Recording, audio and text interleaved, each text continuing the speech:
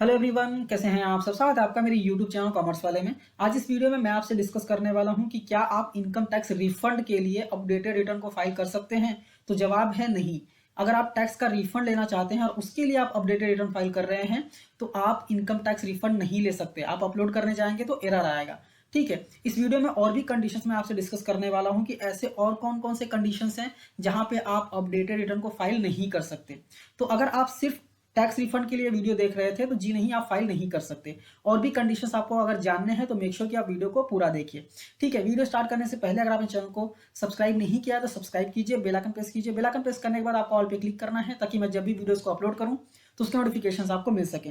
आपको सब्सक्राइब इसलिए करना है क्योंकि ये जो टैक्स रिफंड वाला केस है ना, ये मैं मेरे हर वीडियो में बताता हूं। तो अगर आप मेरे वीडियोस को देखते हैं तो डेफिनेटली आपको पता होगा। इसलिए आप सब्सक्राइब करके रखिए क्योंकि नई नई चीजें आती हैं तो मैं उस पर वीडियोस बनाता रहता हूँ।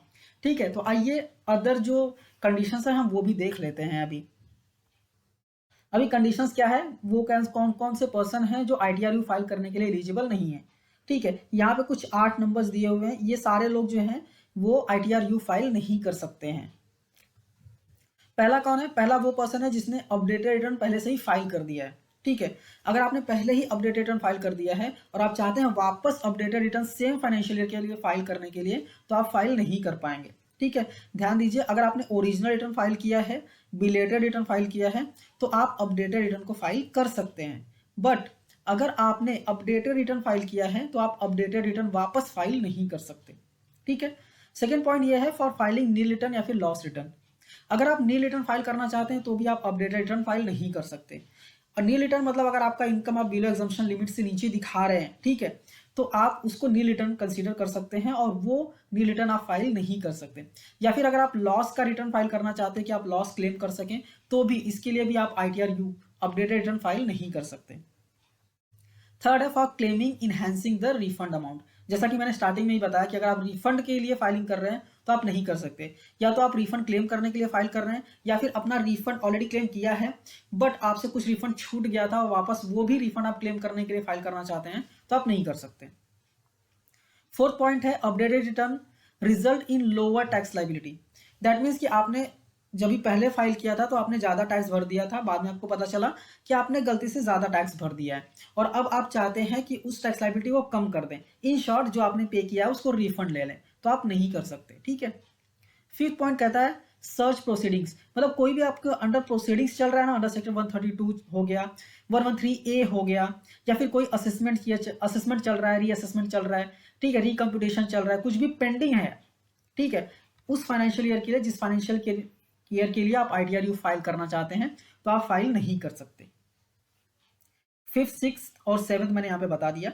कोई भी प्रोसीडिंग चल रही है, ठीक है, सेक्शन 133A में, 132 में, ठीक है, आपके बुक्स डॉक्यूमेंट्स को सीज कर लिया गया है तो आप अपडेटेड रिटर्न फाइल नहीं कर सकते। कोई असेसमेंट चल रहा है, रीअसेसमेंट चल रहा है, रिवीजन चल रहा है, मतलब कोई भी काम पेंडिंग है असेसिंग ऑफिसर से रिलेटेड तो वो भी आप उस ईयर के लिए भी अपडेटेड रिटर्न फाइल नहीं कर सकते। एट्थ पॉइंट ये कहता है if there is no additional tax outgo. मतलब अगर आप कोई भी एडिशनल टैक्स नहीं पे कर रहे हैं तो आप आईटीआरयू फाइल नहीं कर सकते। ठीक है, यहाँ पे क्या लिखा है, when the tax liability is adjusted with TDS credit या फिर loss and you do not have any additional tax liability you can not file updated return. ठीक है, अभी एडिशनल टैक्स लाइबिलिटी मतलब जैसा कि मैंने यहाँ पे बताया कि आप नील रिटर्न फाइल नहीं कर सकते। मतलब बिलो एग्जम्पशन लिमिट है 2.5 लाख से नीचे है तो आप फाइल नहीं कर सकते। बट अगर 2.5 लाख से ऊपर है, टैक्स तो आता है बट वो रिबेट में उसको नील कर दिया जाता है, बट वहां पे आपको लेट फीस पे करना पड़ता है। ठीक है, अगर आप लेट फीस पे कर रहे हैं तो डेफिनेटली आप फाइल कर सकते हैं। मतलब एग्जम्पशन लिमिट से ज्यादा आपका इनकम है तो आप फाइल कर सकते हैं। 5 लाख से ज्यादा इनकम तो डेफिनेटली आपको लेट फीस भी भरना पड़ेगा, टैक्स अमाउंट भी भरना पड़ेगा, तो आप एडिशनल टैक्स भर रहे हैं। ठीक है, मतलब कुछ ना कुछ एडिशनल आपको पेमेंट करना है, अगर आप करेंगे तो ही आप अपडेटेड रिटर्न फाइल कर सकते हैं। तो आई होप आपको समझ में आ गया होगा कि ऐसे कौन कौन से कंडीशंस हैं जहां पे आप अपडेटेड रिटर्न फाइल कर सकते हैं या फिर नहीं कर सकते। ठीक है, ये वीडियो अच्छी लगी है, पसंद आई है तो लाइक कीजिए, अपने दोस्तों के साथ भी शेयर कीजिए और अगर आप चैनल पर नए हैं चैनल को सब्सक्राइब करना मत भूलिए। सब्सक्राइब करेंगे तो ही आप अपडेटेड रहेंगे कि क्या क्या नई चीजें आ रही हैं। ठीक है, तो thank you for watching and all the best. मिलते हैं नेक्स्ट वीडियो में।